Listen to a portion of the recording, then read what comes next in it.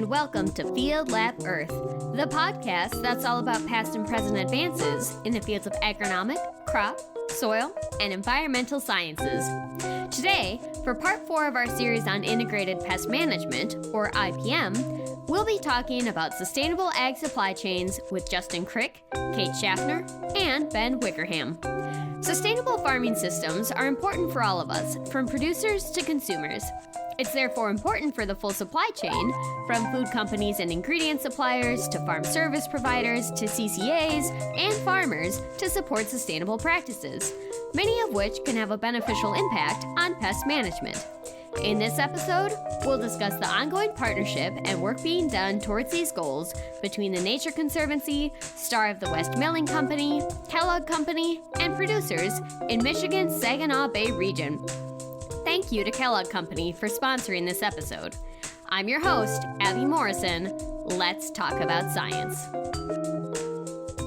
Hi everyone, welcome to the show. Today we have Kate Schaffner, Justin Krick, and Ben Wickerham with us. Kate is the Global Sustainability Manager at the Kellogg Company, where she manages Kellogg's Global Responsible Sourcing programs. Prior to joining Kellogg in 2018, Kate worked with the World Wildlife Fund, where she focused on conservation agriculture in partnership with consumer packaged good companies and producer associations. She holds degrees from Tufts University and the University of California, Santa Cruz. Justin joined Star of the West Milling Company in 2014 as a crop advisor and sales agronomist in Frankenmuth, Michigan. He's also a farmer with Schluckbeer Farms, a 100-plus-year-old family operation. Justin is a graduate of Michigan State University's Department of Crops and Soil Sciences and became a certified crop advisor in 2015. Ben is the Saginaw Bay project manager with the Nature Conservancy, where he works to advance natural resource conservation and sustainable agriculture initiatives in the Great Lakes Basin. He's worked resource conservation for over 15 years through multiple roles in the state of Michigan and holds a Bachelor of Science degree in zoology and animal biology from Michigan State University. Welcome to the show, everybody. How are you doing today? Good, thank you. Yeah, good. Doing well. Glad to be here. Great. We are so glad to have you on the show. Today, we are talking about sustainable consumer chains in agriculture, particularly in how that can be beneficial for things like integrated pest management, or IPM. So to get us started, Kate, can you give us an overview of how all of these companies that we just mentioned, as well as Syngenta is kind of wrapped in that too, are working together and how those partnerships formed in the Saginaw Bay watershed? Sure. Although, full disclosure, the work that we're going to be talking about today in Saginaw Bay region in Michigan started well before I joined the Kellogg team. So Justin and Ben are welcome to jump in at any time and fill in parts of the story that are not as fresh for me. Taking a step back from there, part of the reason why we wanted to have this conversation today was to continue exploring how consumers want to know more about how their food is produced and want to know more about how agriculture works. It's something that helps to connect us with the food that we eat. And with the Kellogg Company being a 115-year-old company that's been providing food that consumers trust for quite some time, we recognize that it's really important to invest in sustainable agriculture partnerships with the farmers in our supply chains, with our suppliers, and with trusted partners like the Nature Conservancy and with Syngenta, not only to help share with consumers the story of where their food comes from, but also to incentivize and help to scale practices that will support farmer success over the long term, as well as our relationships with our supply chains. And with all of the natural resource benefits and ecosystem services that agriculture can provide, it really is a powerful source of solutions in that way. So for all of those reasons, Kellogg has been investing in sustainable ag programs for the better part of the last decade all over the world. We call these our Kellogg's Origins programs. There have been over 40 to date, and they've each focused on promoting soil health, biodiversity, and farmer livelihoods with practical solutions that meet farmers' needs in those locations, that match their climatic conditions, their cropping systems, their soil types. So it's really flexible on purpose, recognizing that farming really varies in how it succeeds from place to place and from operation to operation. With that said, our work in Michigan, which is just in Kellogg's backyard, started back in 2015, kind of on parallel tracks. First, it began as part of our longstanding relationship with our supplier, Star of the West. They help to supply ingredients to us that are made from soft white winter wheat. And that partnership began with Star of the West and with Syngenta to start partnering with farmers in Kellogg's supply chain to track continuous improvement in the practices that they were using to produce that wheat and other crops that they were growing in those rotations, and the environmental impacts of how they were producing those crops. And we were using field print metrics through field to market to do that. So that started in 2015. Around the same time, Kellogg joined many other organizations in supporting an RCPP, or Regional Conservation Partnership Program, in the Saginaw Bay watershed that TNC co-leads, the Nature Conservancy. And part of that work includes a model called Pay for Performance, where participating farmers can adopt soil health and nutrient management practices that avoid soil erosion into the Saginaw Bay watershed, really critical watershed for drinking water, for local communities, for a lot of biodiversity, so important to protect for the region for multiple reasons. And when farmers in that program adopt these practices, they are paid an incentive based on the soil erosion estimated to be prevented from adopting those practices. And I'll leave the rest of those details to Ben to talk about because he is more expert in that than I am. So 2015, these two parts of our partnership launch. And over the next few years, we continue to work with Star of the West, Syngenta, the Nature Conservancy, and farmers in Kellogg's supply. We track continuous improvement using field print metrics over about 70,000 acres as of 2019. We also help to promote Pay for Performance and further training with certified crop advisors working in that area to help farmers in adopting more soil health practices. In 2019, the Nature Conservancy and Kellogg launched our Supporting U.S. Farmers collaboration across 4 U.S. states. And in Michigan, that involves expanding Pay for Performance so that more farmers in the Saginaw Bay region can access that program.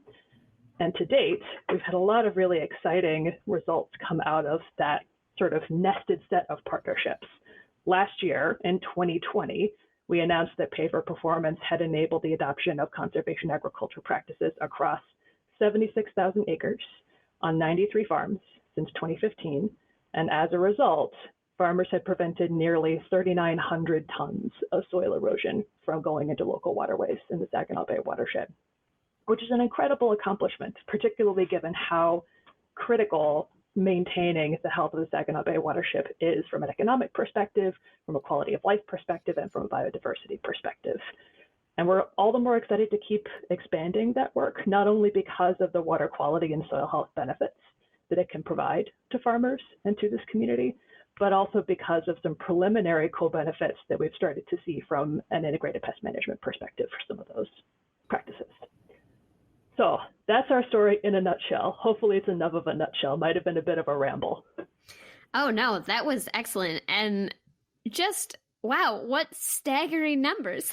That makes me really happy. I know soil health and soil erosion, things like that come up on our show a lot. And also that idea of like, how do you motivate farmers, who are making a lot of tough decisions on how to grow on their land to like invest in practices that may not like immediately seem to have as much benefit as, increasing yield or something like that. I'm not a farmer. Don't ask me. I don't know.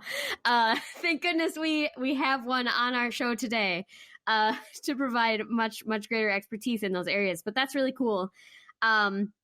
Speaking of, to kind of zone in on that little nugget a little bit more, Ben, you really worked hard to kind of get Pay for Performance off the ground.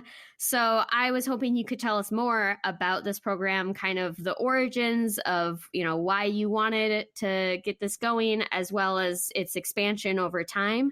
Can you tell us about that? Be glad to. So I guess first let me start kind of from a theoretical standpoint. And Kate did such a wonderful job of really explaining the origin of our partnership work together and kind of the evolution over time. So I'll give you a little insight from an environmental NGO perspective.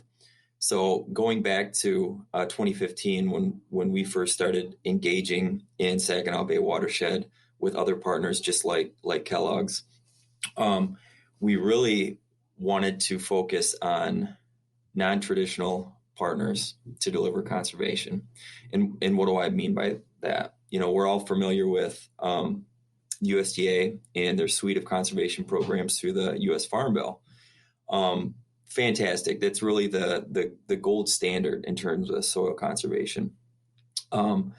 However, they don't always have the reach and the influence that farm advisors do. And farm advisors can take a wide range of, that's a really umbrella term, but everything from their crop consultants to their ag retailers to their crop scouts. I mean, everything. There's a huge world out there of these support services that support the farm, and those entities have far more touch points in the watershed. They have far more influence. So we really wanted to take this suite of soil conservation practices developed by USDA and deliver that through non-traditional entities. So working under the Regional Conservation Partnership Program that we launched in Saginaw Bay back in 2015, we were able to do that. And we were able to take traditional Farm Bill dollars and deliver it out through non-traditional sources, all these wonderful farmer advisors. And that was great. And we got a lot of conservation work done. Kate cited some of the numbers, and we were absolutely thrilled by that. But we were still limited in effect. As you know, these conservation dollars are finite, right? So as an environmental nonprofit, we were really challenged with how do we make this go further, right? We've got a great delivery mechanism with our agribusiness partners, but how do we optimize this, right? So we looked at a pay for performance framework. So traditional cost share dollars are delivered pay for practice, right? Where you're incentivized to adopt practices, and it's paid out to farmers at a flat rate, a per acre basis or linear foot or whatever the practice may be. So what pay for performance does is that flips it and pays for the ultimate outcome, right? And that can mean a lot of things, right? Depending on what the particular resource concern is in an area. It could be water replenishment. It could be, nutrient reduction. It could be carbon sequestration. And in the case of Saginaw Bay watershed, we're really looking at sediment runoff reduction. So looking across the vast watershed, there were a couple major limiting factors to really the health of the fish community in the rivers and in the bay itself. And that was phosphorus runoff and sediment runoff, right? So it's really difficult to structure a pay for performance program on phosphorus. It's super nuanced. It's super tricky. There's great models out there, and there's other programs that have done it successfully, but it's very tricky. So we really focused in on sediment reduction. And we knew it was a limiting factor for water quality and fish health, but B, it's a great proxy for just overall phosphorus reduction too, because we know that particulate phosphorus binds to sediment and washes off or blows off. So that's what we focused on. So if just by doing this one thing and flipping how incentive payments were paid and focusing on the outcome rather than the acre, we could really optimize these finite dollars that we have. So if we took a source like, a Farm Bill conservation program and structured the payments proportional to the environmental benefit, we knew that we could really get our greatest bang for our buck. So kind of simultaneous to this RCPP program that we were working with Kellogg's and a number of other partners, we launched kind of a companion or sister program initially funded by the Great Lakes Restoration Initiative, also in 2015, to build and test the pay for performance framework. So we had a really unique opportunity where we could run both programs simultaneously and kind of track the performance of them both. It was I kind of call it like our conservation dye test. We put them both out there into the ether and then just kind of tracked how they performed. And what we found is we were able to get far more conservation outcome per acre through pay for performance. And this is based on a really robust data set. We had some 100 farms participating in the RCPP program, and we also had another 32 farms participating in our EPA GLRI pay for performance program. And what that showed us is that on average, the pay for performance projects reduced sediment runoff to the streams at a rate of 4.5 times greater than traditional cost share programs.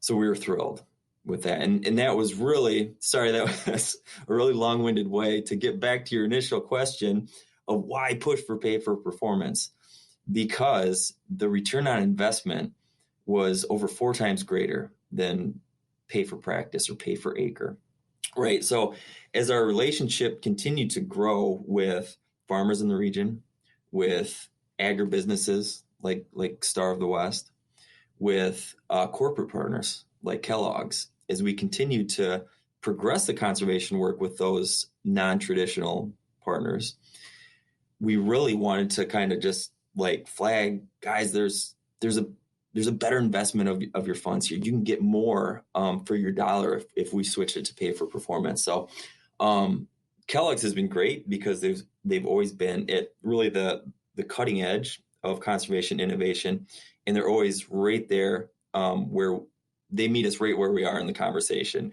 So it was a obvious marriage to incorporate pay for performance in what we do. So starting in, I believe, Kate will correct me here, 2018 or 2019, we took the next step past our CPP and we launched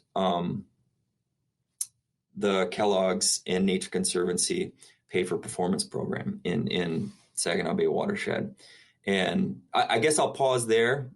That's what we've been operating under over the last 3 years in working with great farms like Justin's. And I can talk a little bit more about some of those details, but I'll pause there.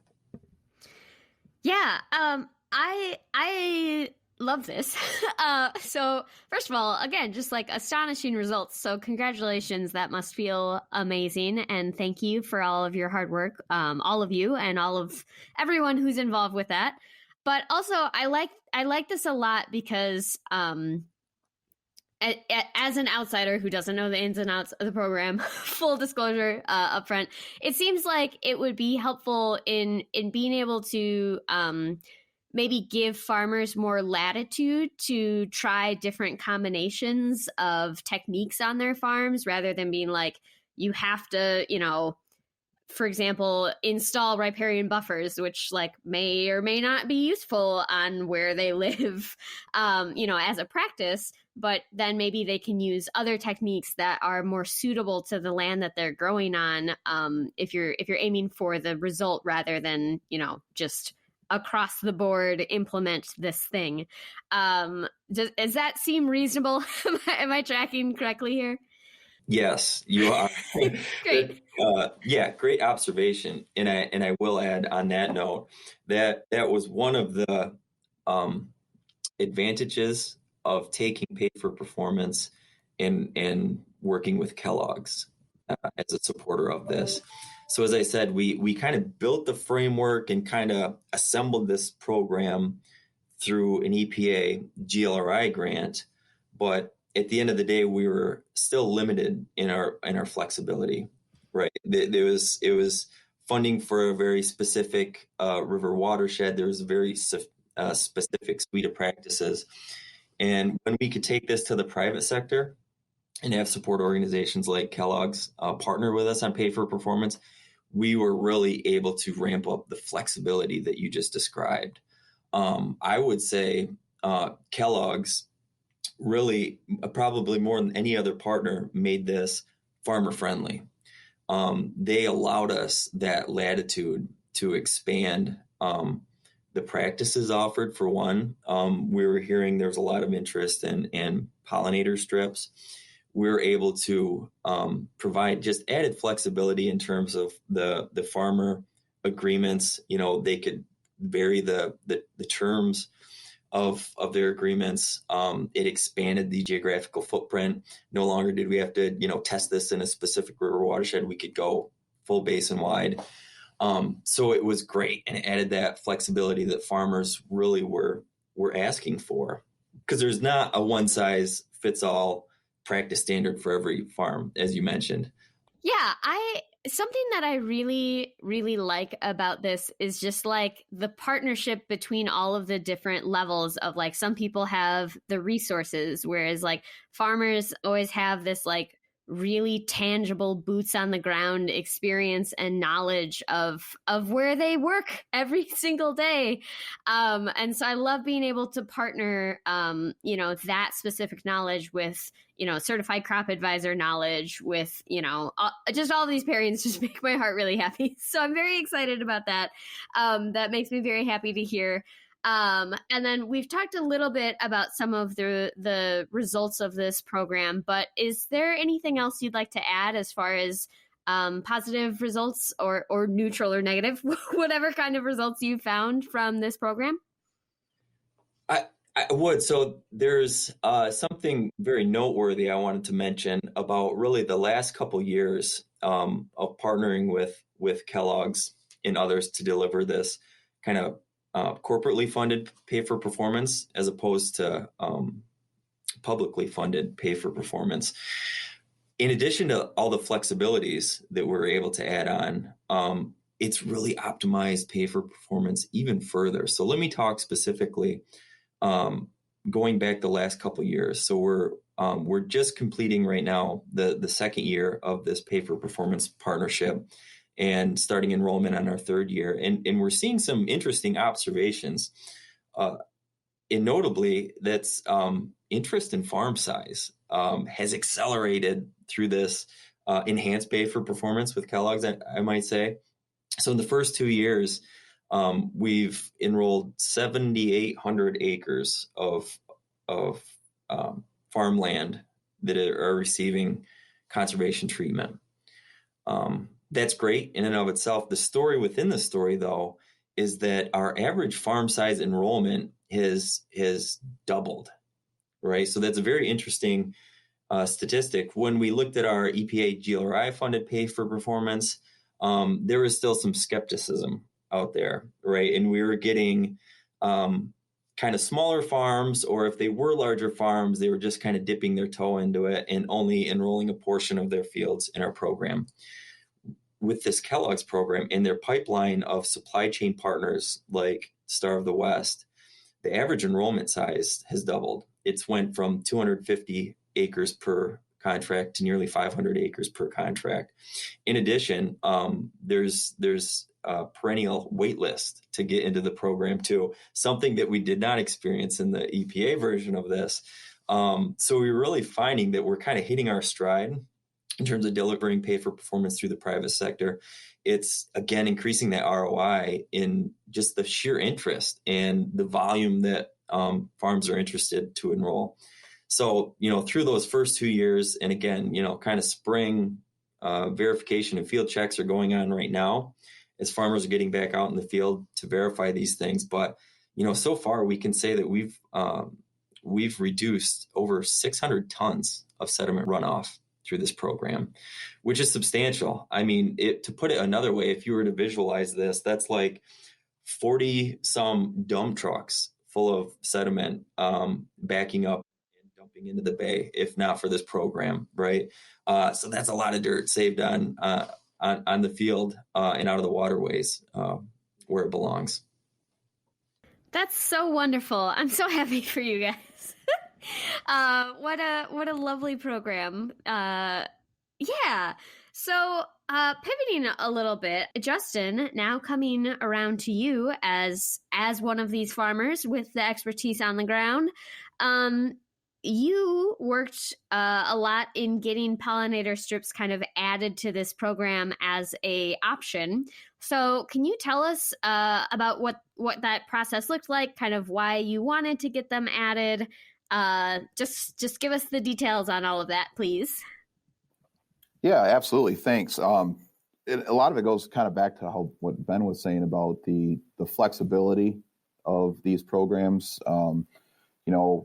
We've had filter strips implemented on our farm for as long as I can remember, and it's just kind of working with Ben over the past few years here. We have a good relationship now, and he kind of understands a lot of where I'm coming from and exactly what he was saying. Every farm has their own way of tried, true, tested ways of doing things. So the flexibility aspect of it is really added, I think, to getting more of these programs implemented. And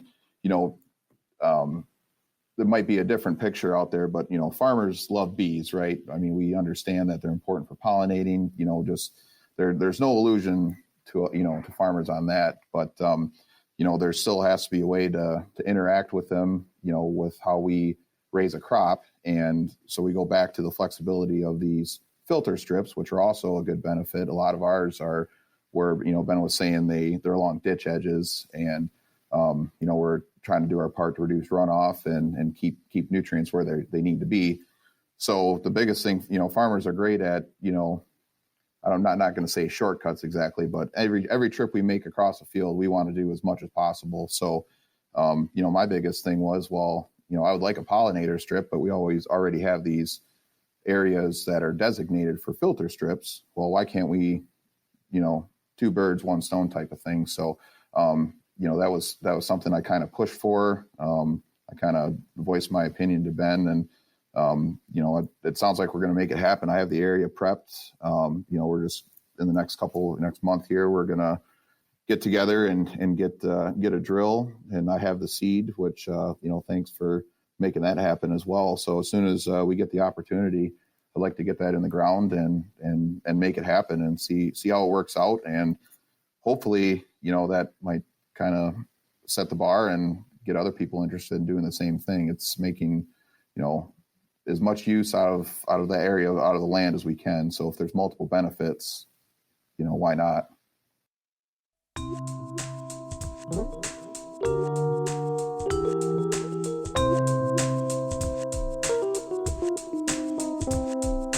Hi everyone, I hope you're enjoying the show. Interested in learning more? The American Society of Agronomy and Certified Crop Advisor Program are hosting 5 IPM webinars between December 2020 and May 2021 to coincide with this mini-series. The American Society of Agronomy's magazine, Crops and Soils, will also be publishing 3 articles on related IPM topics. If you'd like to learn more about any of these resources or related continuing education unit opportunities, you'll find links to them in our show notes. If you are a certified crop advisor or certified professional soil scientist, you can also take a quiz for continuing education units for this episode, which can be found in our show notes or on certifiedcropadvisor.org. Let's get back to the show. Yeah, absolutely. Thanks for being on in the middle or starting in on your busy season. We appreciate that. So on the topic of, I guess, maybe helpful insects, we'll maybe kind of move on to maybe some more harmful farm friends one might encounter. Maybe not a friend, but can you tell us how things like this can help programs like integrated pest management?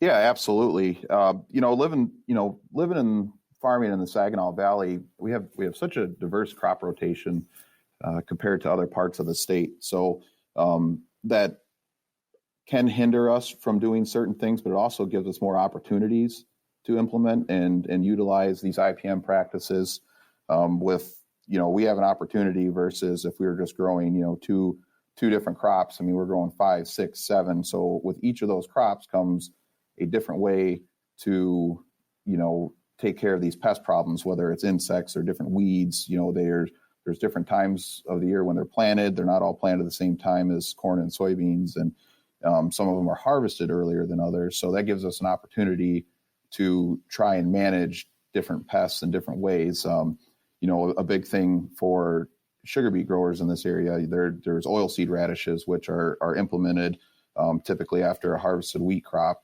And those are a way of biologically controlling sugar beet cyst nematode for the beet crop the following year.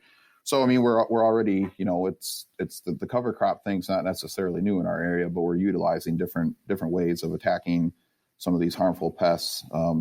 There's a sugar beet cyst nematode. So these oilseed radish, integrated in a cover crop mix or standalone, it's doing everything else, all the other benefits of a cover crop. It's taking up nutrients, it's holding soil in place, but at the same time, it's a trap crop for harmful nematodes. So that's been a big benefit. That's just one specific example. There's plenty. I could probably go all day. Sure. Yeah. And that's like another thing that we've seen over and over again on our show is just how everything is so interrelated. So it's always exciting to see those partnerships, those economic benefit partnerships made manifest. So I'm curious, like, where is this program going? Specifically as relates to IPM, if you have any details on that, but also just generally, like where is this going? Where do you hope to grow the program or expand it? Or anywhere like along the supply chain, also anywhere we can keep adding in these beneficial practices, make it more sustainable, all down the line. Any thoughts on that? That's a question for anybody. Sure, I can jump in here. So this is a very exciting question and that I would love to talk about because we've seen such great results working with Kellogg's and our supply chain partners like Star of the West, Milling Company. We asked ourselves that very same question, and we're asking ourselves that very same question presently. Where can we take this? Because we have seen such an upside to pay for performance. We're now looking, on the horizon, what can we do in the next few years? And we want to build on the successes that we've experienced and try to integrate them a little bit more, I hate to say permanently, but just take a really thoughtful approach to how do we sustain this in the future. And one way of doing that is to try to insert this to a higher degree into the supply chain itself. So we've got a really proven program here. But quite honestly, environmental organizations, again, whether it's USDA Natural Resource Conservation Service or Nature Conservancy or local conservation districts or whomever, may or may not always be there or in a particular region. And when they are, they may be limited. The supply chain, however, is still going to keep chugging on, whether environmental groups like TNC are here or not. So the question we're asking ourselves is, can we hand off some of these lessons learned to supply chain partners, to grain handlers like Star of the West and in ag retailers? So we're looking to do just that. We've identified some grant funding that would allow us to pilot this over the next few years and try to integrate this fully into the private sector and to allow supply chain partners to implement this. So, the upside, there'll be challenges. Don't get. This is not a silver bullet approach. This is still a test and learn kind of thing, but the upside seems tremendous, and a couple of reasons for that is, for one, by working with supply chain partners, they've got access to far more growers than the Nature Conservancy ever could. They're a funnel point that all growers must go through, so the recruitment aspect is tremendous. And then there's that trust and expertise element too, and this was the whole reason we started back in 2015 with our CPP and pay for performance, is the level of trust for certified crop advisors is through the roof. We did a comprehensive social evaluation in Saginaw Valley back in 2016, conducted by Purdue University. And overwhelmingly, we found that crop advisors are the most influential on a farm. I mean, it ranked right up there with family members, right? If that gives you any indication of influencers into farm decisions. So that trust in working with the supply chain partners themselves, we just see a lot of upside. I guess I won't speak for Ben and the Nature Conservancy, but things that I'm being exposed to coming down the pipeline that may or may not be supported in the future, or to go back to the flexibility of what farmers, how they can get involved in this stuff. But I mean, there's new things. We just actually recently got our hands on a product. It's a phosphorus source, fertilizer, but it is manufactured with organic matter. They're making it with manure, so there's organic matter in every little pebble of fertilizer, which from phosphorus management standpoint could prove that even more reduction of what's needed to grow a crop, and also the stability in the soil. So I mean, there's going to be opportunities like that are being given to us. Last fall I planted. We had access to, essentially it was this powder. Which it was mycorrhiza fungi, and I just mixed it up with my wheat seed as I was planting it. And the idea is that this is going to take off this spring and just basically create this big sponge of fungi and connected at the roots. There's opportunities like that, and so I mean, I think there's more coming, and hopefully they'll provide other opportunities between farmers, crop advisors, Star of the West, Kellogg's, and the Nature Conservancy, where we can, try these things and maybe help push other operations to get involved with some of this stuff. It goes back to that flexibility thing. Justin, that's so cool. I'm really curious to hear how that goes, actually. And I suppose, building on what Ben and Justin have already said, there's a lot of success that we can point to, and the partnerships that each of us has built in the region so far. And at the end of the day, even with those really promising successes, there's still work to be done to help it get to scale and make sure that farmers have the flexibility that they need in order for this to be successful, and also to bring in continued expertise, trusted expertise to that point, from certified crop advisors, from extension, to make sure that we, whether it's Kellogg or another member of the supply chain or a public conservation program, are supporting really well-tested guidance on how to continue to be productive while also promoting water quality, supporting soil health, supporting biodiversity on farm, all of those sorts of win-win-win opportunities that we want our role in this food system to promote. So it's exciting to think about the future. There are a lot of day-to-day and larger barriers that I think any value chain partner that's working on this kind of work has to reckon with in order to get it past that kind of pilot stage. So it's really encouraging that we are at this point where we can start thinking about what comes next, and doing so in a way that really takes advantage of all of the lessons that we've learned along the way. I love this. I love everything about this. Gosh, wow. It makes me so happy because you guys are just doing so much to make the world a better place. And I adore this. I have like a zillion questions, but I will restrain myself so that I don't consume your entire day. To that end, we've got 3 questions left for you. So first question is, if people want to learn more about whether it's this specific set of partnerships or IPM and supply chains in general, what are like maybe 1 or 2 key resources that you guys have? And then if you have more, we've got plenty of space in our show notes, and we will have loads of resources there. My go-to guy is Ben, so I'll just I kind of leave that stuff up to him. I'll text or call him on what the options are for getting involved in these programs. As far as what I'm doing, what I'm up to, I try to be active on social media as much as I can. But and there's other extension resources through Michigan State. We have a research farm here as well, or just ask me directly. I get questions all the time from people I grew up with and people I don't even know, actually.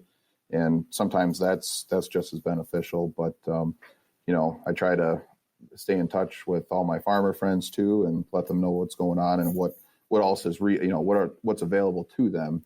So it's just kind of a mix of everything. Yeah, absolutely. I would echo that, Justin. And certainly for the listeners hearing this today that are interested in our Saginaw Valley specific programs, certainly you can reach out to any of us on the podcast here today. Nature Conservancy can if we can't help you answering your questions, we certainly could connect you to the partners that can. If you're a local farmer stakeholder, would love to talk to you, hear from you. You can access all this information at nature.org/Saginaw Soil Health. It's /Saginaw Soil Health. And again, the Nature Conservancy isn't the foremost expert. We're not agronomists. Very few of us are soil scientists. But we have a great network of partners that we could connect you with to get the right answers. Our extension service here in Michigan is outstanding, Justin mentioned. But then I'll also maybe broaden out a little bit for those listeners that may not be directly in Saginaw Valley, just a few maybe first steps that I would recommend. And if you haven't already, build relationships with your local advisors. All right. So go into your local soil and water conservation office and develop that relationship and find out what local programs may be going on there. They're a great kind of one-stop shop to find out what's going on in your region. And then work with your CCA.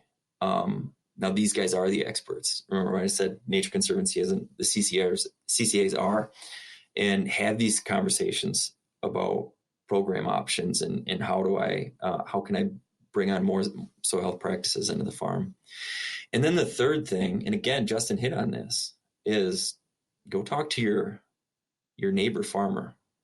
Find that farmer that's doing these things and seems to be doing them successfully, and talk to them.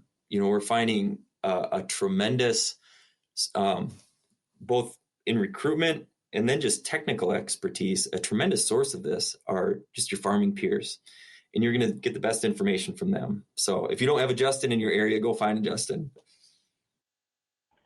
I think that's great. I'll also add, for anybody who's listening and interested in how food companies are working to partner with producers and suppliers and organizations like the Nature Conservancy to de-risk adoption of some of these practices, you're, of course, welcome to visit kellogg's.com or kelloggcompany.com to learn more about the work that we develop and support. What you will find, however, is that as soon as you start to dig into the details of the work, you're going to need to go back to some of those local experts and networks that both Ben and Justin were talking about. So from a big picture perspective, you can see a lot about how Kellogg approaches this work and about how some of our customers and peers approach this work too. And those resources are always available to you. But if the next step in your thinking is, how do I start to implement these things where I am? There's no substitute for those local networks and experts and partners that you can work with, including your neighbor, potentially. Sure. That is some great advice for people who are looking to start heading down that trail of learning more. That also kind of starts in on my next question, which is how to get involved. So I guess to expand that question, maybe we can get some information specifically for anyone who wants to get in on this particular set of partnerships, or maybe who are just starting to head down that IPM or sustainable agriculture road on their farm. What are a couple of tips or ways for people to really take that next step to get involved? Yeah, again, if you're listening to this locally, if you're a Michigan farmer, again, there's connection points on our website, nature.org/Saginaw Soil Health, specifically in terms of getting connected to pay for performance. Also, I would encourage you to work with your crop advisor and you're agronomist, specifically going forward, we're looking to ramp up our work and kind of the handing off of the baton of pay for performance to our supply chain partners, specifically Star of the West. So if you happen to work with that organization, I would encourage you to reach out to them there. Lisa Woodkey, their director of sustainability, is fantastic to work with, and I would start the conversation with her. If you're looking just for core information about some of these practices that we've talked about, again, we'd point you to our MSU extension or whatever cooperative extension service may be in the state that you're listening in. Some fantastic resources, especially on IPM. Now, there are also resources through USDA, Natural Resource Conservation Service. I would encourage anyone. So this catalog, I mean, it's the catalog of their practices and the full breadth of the guidance on how you could do it yourself is available to the public. You could totally DIY this. Check out NRCS, and they have what's called their electronic field office technical guide. So you as a grower can access all of the same technical material that NRCS has. So look up NRCS ePhotog, electronic field office technical guide.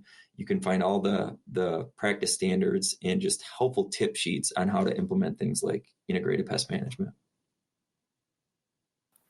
I guess my advice starting up would be, from a farmer's perspective, I would start small and work into it, because really, if you have a negative first experience, it's really going to hinder you from wanting to do it again. So if in my case, I took my least productive farm or least productive acres, and I started there, and I started small scale because there was a lot less to lose. If I've been out from an agronomist standpoint, I've been out on a lot of, I guess I'll call them field failure calls, and I encourage everybody to try it, but just walk before you run, and I promise you'll have a better experience. And then you can tweak those experiences to, larger portion of acres or different ways, or maybe there's a different timing or different species of cover crop, or there's all sorts of, different things to consider. But I guess just start small and build your way into it, and you'll have a better experience. Great. Yeah, that's some great advice from both of you. So thank you for that. Final question then. What is one fun fact that listeners would not know about you if all they had was your research? Well, thanks to Abby's editing magic in putting together this podcast, and looking just at my research or my other professional work, you wouldn't know that I'm a dog owner and have my dog barking in the background for a lot of this conversation. So hopefully that hasn't distracted too much from our conversation today, but happy dog owner.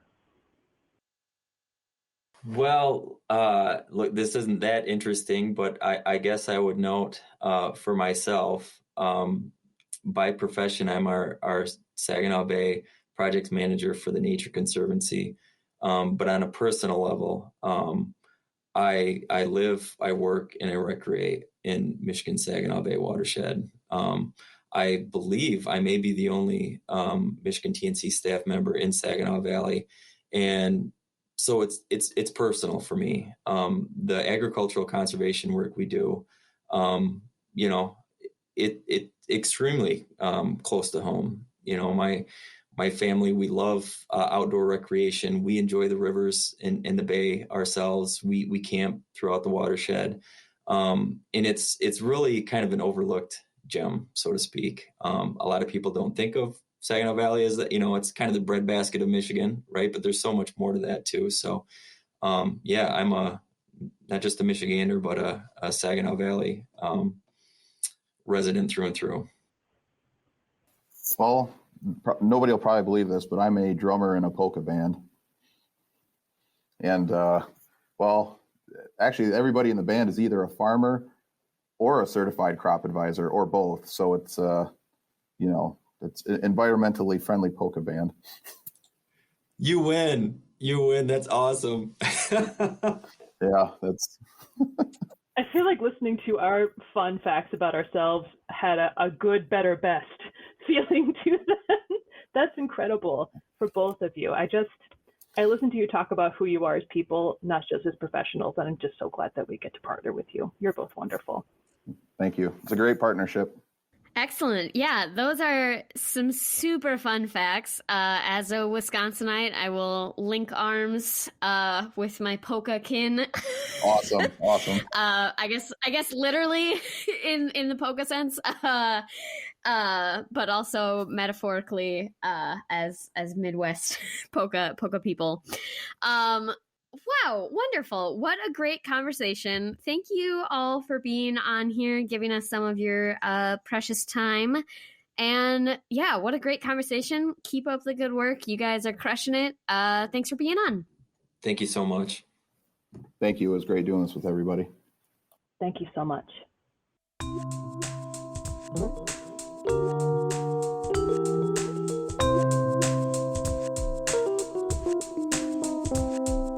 Thank you for listening to Field Lab Earth. This podcast is sponsored by the Kellogg Company. Kellogg is committed to reach 1 million farmers and workers globally by the end of 2030 with programs that support resilient farmers, communities, and ecosystems. The opinions shared on this podcast are independent from our sponsor. You'll find links to today's resources in our show notes or on our website. If you have any questions, comments, or recommendations for show topics, please contact us at podcast@sciencesocieties.org or on Twitter @FieldLabEarth.